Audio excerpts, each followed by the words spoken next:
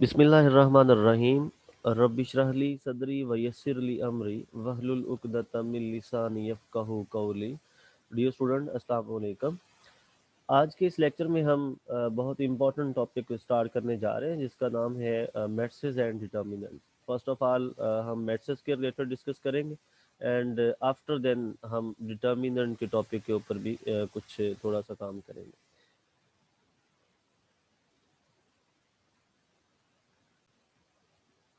Introduction में maths जो है वो physics, engineering, electronics, statistics, high speed computers, इन तमाम में जो है वो इस्तेमाल होते हैं। The concept of maths was given by an English mathematician Arthur Cayley ने सबसे पहले इसका जो कॉन्सेप्ट था वो डेवलप किया था इन 1857।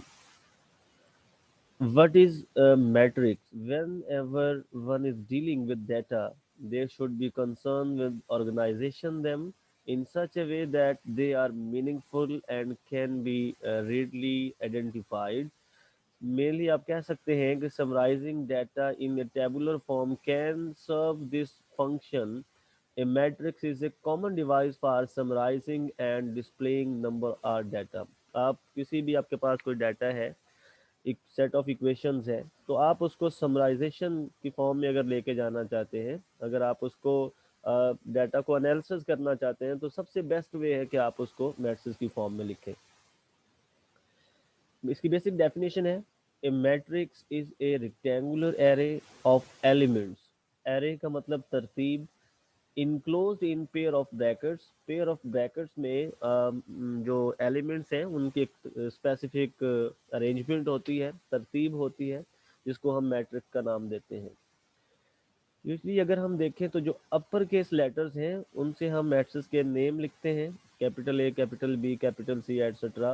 एंड जो स्मॉल लेटर्स होते हैं, लोअर केस लेटर्स कह सकते हैं आप, उनसे आप उनके एलिमेंट्स को रिप्रेजेंट करते हैं। A matrix is characterised further by its dimension. Dimension के लिहाज से इसको मजीद हम कैरेक्टराइज कर सकते हैं। डायमेंशन एक्चुअली ऑर्डर को कहते हैं, order of a matrix. Matrix के ऑर्डर में if a matrix has M rows, अगर उसके पास एम रोज हो और एन उसके नंबर ऑफ कॉलम्स हो, it is said to have dimension M by N या एम क्रॉस एन भी इसको कहते हैं। इसमें एक चीज़ आपने याद रखनी है, let's suppose m is equal to 2 है और n इज इक्वल टू 3 है, तो इसका हरगज मतलब नहीं है कि 2 into 3 mean 6।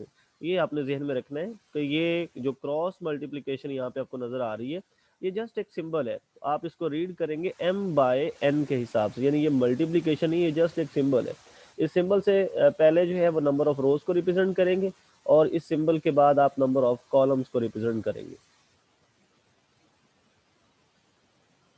The elements of a matrix are usually but not always real numbers, यानी most of the time जो है वो हम real numbers के साथ ही हमारा concern होता है, लेकिन imaginary numbers जो हैं, जैसे हम complex number कहते हैं, वो भी आ सकते हैं। ज़रूरी नहीं है कि हर दफ़ा वहाँ पे real number ही हो।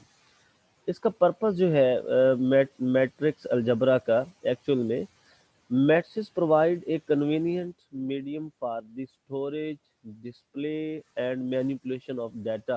इसके लिए हम इसको इस्तेमाल करते हैं। मीनवाइल आप यूँ भी कह सकते हैं कि जो बर्डन ऑफ राइटिंग बर्डन है, उसको भी ये जो है वो डिक्रीज कर देते हैं मैट्रिक्स की फॉर्म में अगर आप लिखते हैं डाटा को।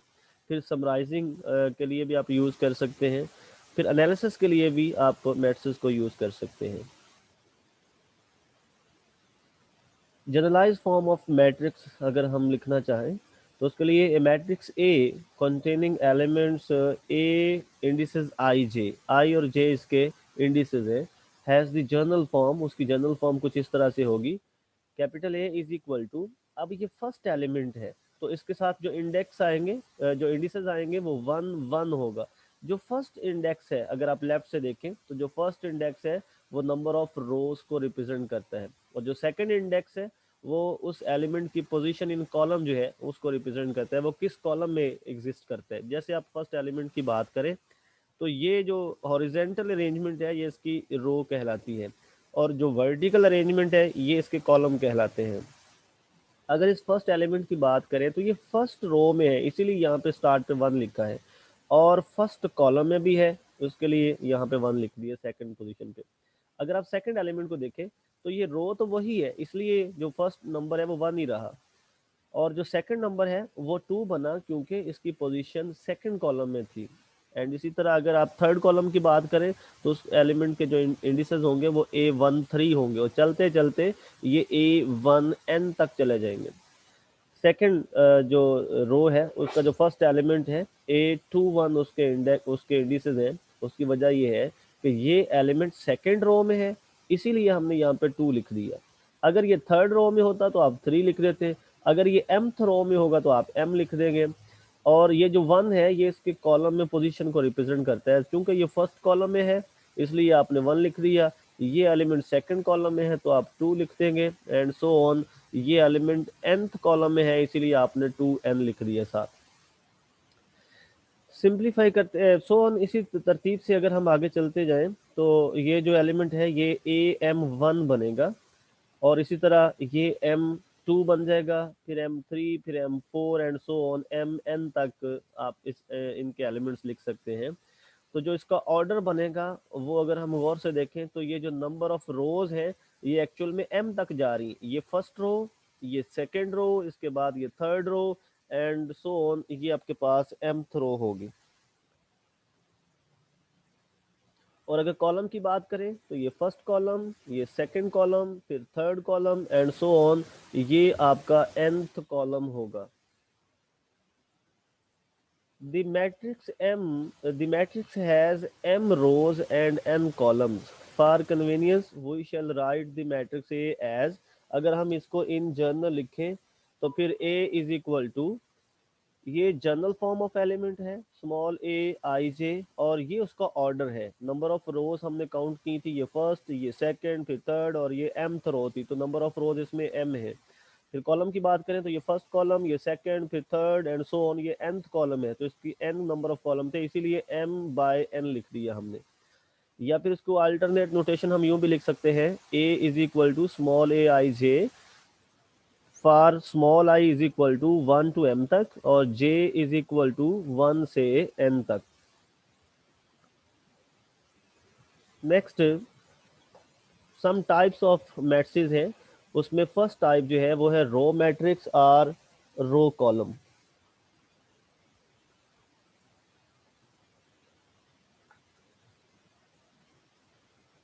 जी, जो फर्स्ट डेफिनेशन है वो रो मैट्रिक्स और रो वेक्टर की है। उसमें है कि matrix which has only one row is called row matrix और रो वेक्टर। जिसमें जस्ट एक रो हो उसको हम रो मैट्रिक्स बोलते हैं। जैसे फॉर एग्जांपल ये मैट्रिक्स ए है जिसमें जस्ट वन रो आपको नजर आ रही है। इसका ऑर्डर जो है अगर हम ऑर्डर देखें तो इसकी 1 रो है, और इसके नंबर ऑफ कॉलम काउंट करें, ये फर्स्ट, ये सेकंड, ये थर्ड एंड ये 4। नंबर 1, इसके जो टोटल नंबर ऑफ कॉलम्स हैं वो 4 है, इट मीन इसका ऑर्डर बन जाएगा 1/4। इसी तरह ये जनरल एक मैट्रिक्स है जिसमें भी एक सिंगल रो है, I1, I2, I3 and so on In तक। तो इसमें जो नंबर ऑफ रोज है वो 1 है, और नंबर ऑफ कॉलम्स अगर आप काउंट करें तो ये 1 2 3 एंड सो ऑन n तक है, तो 1/n इसका ऑर्डर होगा। सिमिलरली कॉलम मैट्रिक्स है या कॉलम वेक्टर है जिसमें वन कॉलम हो उसको हम कॉलम मैट्रिक्स बोलते हैं। जैसे कि ये आपके सामने एग्जांपल लिखी है जिसमें जस्ट एक ही मैट्रिक्स आपको नजर, एक ही कॉलम आपको नजर आ रहा है, और इसका जो ऑर्डर होगा वो पहले नंबर ऑफ रोज काउंट करेंगे, ये फर्स्ट रो, ये सेकंड, ये थर्ड एंड ये फोर्थ। तो नंबर ऑफ रोज इसमें 4 है तो 4/1 जो है ये इसका ऑर्डर है। आप यहाँ से भी अंदाजा लगा सकते हैं किसी मैट्रिक्स के ऑर्डर से। अगर उसमें सेकंड पोजीशन पे 1 लिखा हुआ है तो इट मीन उसका कॉलम 1 है, अगर फर्स्ट पोजीशन पे 1 लिखा होगा तो इट मीन उसकी रो 1 है। तो आप यहाँ से भी देख के बता सकते हैं कि ये कॉलम मैट्रिक्स है या रो मैट्रिक्स है। रेक्टेंगुलर मैट्रिक्स, ऐसा मैट्रिक्स जिसमें नंबर ऑफ रोज और नंबर ऑफ कॉलम्स आपस में इक्वल ना हो। जैसे कि आप ये एग्जांपल देख लें, नंबर ऑफ रोज इसमें 2 है और नंबर ऑफ कॉलम्स इसमें 1 2 एंड 3 है, तो 3 और 2 आपस में इक्वल नहीं होते, डिफरेंट है, इसलिए ये रेक्टेंगुलर मैट्रिक्स कहलाएगा। फिर है स्क्वायर मैट्रिक्स, जिसमें नंबर ऑफ रोज और नंबर ऑफ कॉलम्स आपस में इक्वल होंगे, वो आपका स्क्वायर मैट्रिक्स होगा। जैसे ये सिंपल 3 की बात कर लें, इसमें नंबर ऑफ रोज 1 है और नंबर ऑफ कॉलम भी 1 है, तो 1 1 के इक्वल हुआ। नंबर ऑफ रोज 2 है और नंबर ऑफ कॉलम्स भी 2 है, तो इसका मतलब रो नंबर ऑफ रोज और नंबर ऑफ कॉलम सेम है, तो ये भी आपका स्क्वायर मैट्रिक्स हुआ।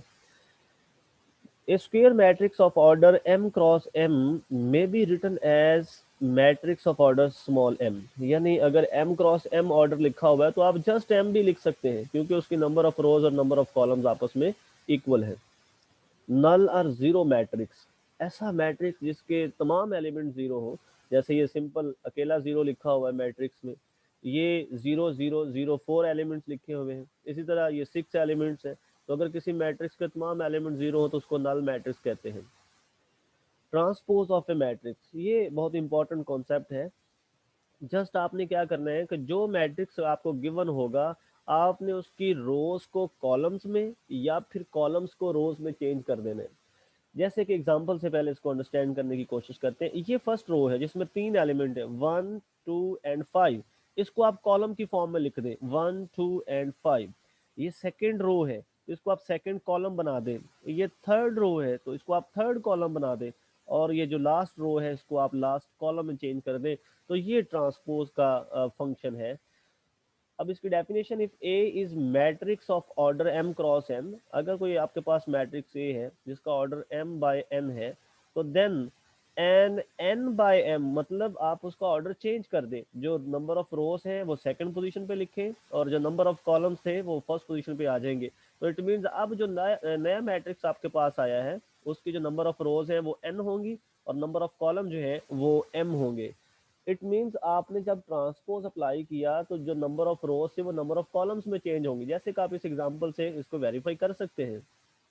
अगर आप इसमें देखें, मैट्रिक्स ए की जो रोज है वो 1 2 3 एंड 4 है, और अगर सेकंड में कॉलम देखें तो 1 2 3 एंड 4। इट मीन्स जितनी फर्स्ट मैट्रिक्स की रोज थी आफ्टर जो इसका है ट्रांसपोज, उसके बाद जो नंबर ऑफ कॉलम्स है उनकी तादाद बिल्कुल उनके बराबर होगी। तो जो ट्रांसपोज है जस्ट इसमें क्या करना है, रोज को कॉलम्स में और या फिर कॉलम्स को रोज में चेंज कर देना है। तो जो नया मैट्रिक्स आपके पास आएगा उसको हम ट्रांसपोज ऑफ दैट मैट्रिक्स बोलेंगे। Equal matrix, two matrix of the same order are said to be equal if their corresponding entries are equal. कोई से दो मैट्रिक्स जो है जो सेम ऑर्डर के हों वो उस वक्त इक्वल कहलाएंगे जब उनकी कॉरेस्पॉन्डिंग एंट्रीज भी आपस में इक्वल होंगी। अब कॉरेस्पॉन्डिंग एंट्रीज क्या होती है? कॉरेस्पॉन्डिंग एंट्री से मतलब जो है वो ये है कि जो फर्स्ट पोजीशन पे एलिमेंट आपको फर्स्ट मैट्रिक्स में नजर आता है वो सेकंड मैट्रिक्स में भी फर्स्ट पोजीशन पे होना चाहिए। जैसे कि यहाँ पे 2 है तो इधर भी 2 है, ये -5 है तो जो सेकंड मैट्रिक्स है उसकी भी सेकंड पोजीशन पे यहाँ पे -5 होना चाहिए। मतलब 2 - 7 जो है, अगर इसको सिंप्लीफाई करें तो ये भी -5 है। तो ये आपस में जो है वो कॉरेस्पॉन्डिंग एलिमेंट है, यानी सेम प्लेस पे जो एलिमेंट्स आते हैं किसी भी दो मैट्रिक्स में वो कॉरेस्पॉन्डिंग एलिमेंट्स या कॉरेस्पॉन्डिंग एंट्रीज कहलाती हैं। फर्स्ट पोजीशन वाले आपस में कॉरेस्पॉन्डिंग होंगे, सेकंड पोजीशन वाले आपस में, थर्ड वाले आपस में एंड लास्ट वन वाले आपस में कॉरेस्पॉन्डिंग एलिमेंट्स कहलाएंगे। तो इक्वल मैट्रिक्स में ये है कि अगर उनका ऑर्डर और उनके जो कॉरेस्पॉन्डिंग एंट्रीज हैं वो सेम होंगी तो देन वो आपस में इक्वल मैट्रिक्स कहलाएंगे। लेकिन अगर सिर्फ उनका ऑर्डर सेम हो तो फिर हम उसको इक्विवेलेंट मैट्रिक्स कहते हैं। इक्विवेलेंट मैट्रिक्स जिनका ओनली ऑर्डर सेम हो लेकिन उनके जो कॉरेस्पॉन्डिंग एंट्रीज है वो सेम ना हो। उसके बाद है symmetric matrix. Square matrix A is called symmetric if A transpose is equal to ए।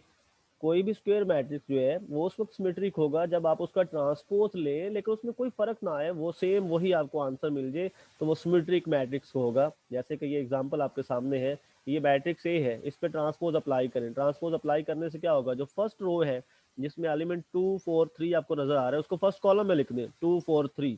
इसी तरह जो सेकंड रो है उसको भी सेकंड कॉलम बना दें, जो थर्ड रो है उसको थर्ड कॉलम बना दें। तो आप आफ्टर चेंजिंग अगर आप देखें तो जो आंसर ए का था वही एग्जैक्टली ए ट्रांसपोज का है, उसमें कोई चेंज नहीं आई। तो इसका मतलब हुआ ये मैट्रिक्स ए जो है ये सिमेट्रिक है। स्क्यू सिमेट्रिक उस वक्त होगा जब ट्रांसपोज ले लेकिन वो माइनस टाइम्स ऑफ ए के इक्वल आए, यानी एग्जैक्टली ए के इक्वल नहीं, माइनस टाइम्स ऑफ ए के इक्वल आए। इसमें जो अगर आपके पास ये ए ट्रांसपोज है, आप ये आपके पास सिंपल मैट्रिक्स ए है तो आप ट्रांसपोज अप्लाई करें उसका जो रोज है उनको कॉलम्स में चेंज करते जाएं। चेंज करने के बाद देखें दोनों में आपको डिफरेंस नजर आएगा कि फर्स्ट कॉलम में, फर्स्ट मैट्रिक्स में अगर आप देखें इस 4 को, यहाँ पे सेकंड पोजीशन पे जो एलिमेंट आ रहा है तो ये पॉजिटिव का है, लेकिन यहाँ पे ये नेगेटिव का है। इट मीन्स इसमें से माइनस कॉमन निकालना पड़ेगा। तो माइनस कॉमन निकालेंगे तो एग्जैक्टली वही मैट्रिक्स बन जाएगा जो आपके पास स्टार्ट पे था। तो अगर किसी मैट्रिक्स का ट्रांसपोज लें और ट्रांसपोज लेने के बाद वो minus times of that matrix आ जाए तो वो स्क्यू सिमेट्रिक होता है। उसके बाद है डायगोनल मैट्रिक्स। इसको जरा बड़े अच्छी तरह आपने अंडरस्टैंड करना है। Square matrix A which is equal to, in general form हम लिख सकते हैं A I J of order N. इसका ऑर्डर एन का मतलब है कि इसकी नंबर ऑफ रोज भी एन है, नंबर ऑफ कॉलम्स भी एन है। Is called a diagonal matrix if A I J equal to zero for all I not equal to J. I not equal to J का मतलब है वो तमाम element जिनमें इंडिसेस इक्वल नहीं है। इंडिसेस इक्वल ना होने का मतलब यानी आई जे की जगह पे 1 2 आ जाए, 2 1 आ जाए, 3 1 आ जाए, 3 2 आ जाए, 4 1 आ जाए, 4 3 आ जाए, लेकिन इक्वल ना आए। इक्वल का मतलब होता है 1 1 2 2 3 3 4 4, उनकी बात नहीं हो रही। और एक और बात भी आपने याद रखनी है, ये इस एग्जांपल से जरा देखिएगा। इस एग्जांपल से जो है वो आपको नजर आ रहा है कि कुछ एलिमेंट्स ऐसे हैं जो नॉन जीरो हैं, जैसे कि ये 2 है, ये 6 है और ये 3 है। अगर इन जनरल फॉर्म हम मैट्रिक्स को लिखे ना तो हम इसको इसी तरह लिखते होते हैं A11, A12 और A13, A21, A22, A23 and last पे A31, A32 एंड A33। ये एक हमारे पास जनरल मैट्रिक्स है 3 क्रॉस 3 का। इसमें जो ये जो एलिमेंट्स हैं जिनमें ये इक्वल आ रहे हैं इंडिसेस, इनको रिप्रेजेंट करने के लिए हम कहते हैं A I J when I equal to जे। और बाकी जो एलिमेंट्स हैं ये ऊपर वाले आप कंसिडर कर लें और साथ ये नीचे वाले, इनको रिप्रेजेंट करने के लिए हम लिखते हैं in general A I J such that I not equal to J. यानी जब I not equal to J का मतलब है कि ये बल्कि आप इसको इस तरह से भी अंडरस्टैंड कर सकते हैं कि जहां पे इंडिसेस इक्वल आते हैं ना, इंडिसेस, उनको हम कहते हैं diagonal elements. Diagonal elements, diagonal elements. और इनके अलावा बाकी जितने भी हैं वो नॉन डायगोनल होते हैं। अगर i इज इक्वल टू जे है तो इट मीन्स आप बात कर रहे हैं डायगोनल एलिमेंट्स की। तो ये जो डायगोनल एलिमेंट्स हैं इस डायगोनल को हम प्रिंसिपल डायगोनल भी कहते हैं। तो डायगोनल मैट्रिक्स में आपने याद रखना है कि जो डायगोनल एलिमेंट होंगे वो आपके नॉन जीरो हो, एट लीस्ट वन, यानी कम से कम एक डायगोनल एलिमेंट आपका नॉन जीरो होना चाहिए। जरूरी नहीं है कि सारे के सारे। अगर अगर इस मैट्रिक्स की एग्जांपल है तो इसमें 3 डायगोनल एलिमेंट आ रहे हैं, A11, A22, A33। इन तीनों में से कोई एक भी अगर नॉन जीरो होगा तो हमारी बात पूरी हो जाएगी। और बाकी ये है कि तमाम एलिमेंट जीरो हों जब I not equal to J. It means जो नॉन डायगोनल एलिमेंट हैं ऊपर वाले और नीचे वाले वो तमाम जीरो हों। तो आप इस एग्जांपल में देख सकते हैं ये डायगोनल के ऊपर वाले एलिमेंट भी तमाम जीरो हैं, डायगोनल के नीचे वाले एलिमेंट भी तमाम जीरो हैं। तो ये एक डायगोनल मैट्रिक्स है। तो डायगोनल मैट्रिक्स एक ऐसा मैट्रिक्स होगा जिसमें diagonal entries at least one element जो है वो नॉन जीरो होना चाहिए और बाकी जो है नॉन डायगोनल एलिमेंट तमाम जो है वो जीरो होने चाहिए।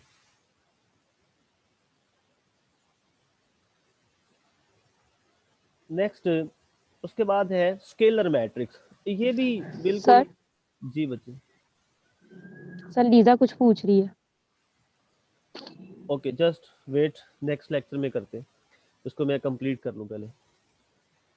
Scalar matrix. A square matrix A of order n is called scalar matrix if aij equal to 0 for all I not equal to j। Meanwhile कह सकते हैं कि जो नॉन डायगोनल एलिमेंट्स हैं वो तमाम जीरो हों and A I J is equal to K. ये इंपॉर्टेंट बात है, A I J is equal to K mean कोई भी स्केलर आ सकता है, 2 आ सकता है, 3 आ सकता है, 4 आ सकता है, स्क्वायर रूट 2 आ सकता है। When I equal to J, यानी जब डायगोनल एलिमेंट्स की बात करें तो उनमें कोई कांस्टेंट आ रहा हो तमाम में, जैसे रिपीटेशन हो रही हो।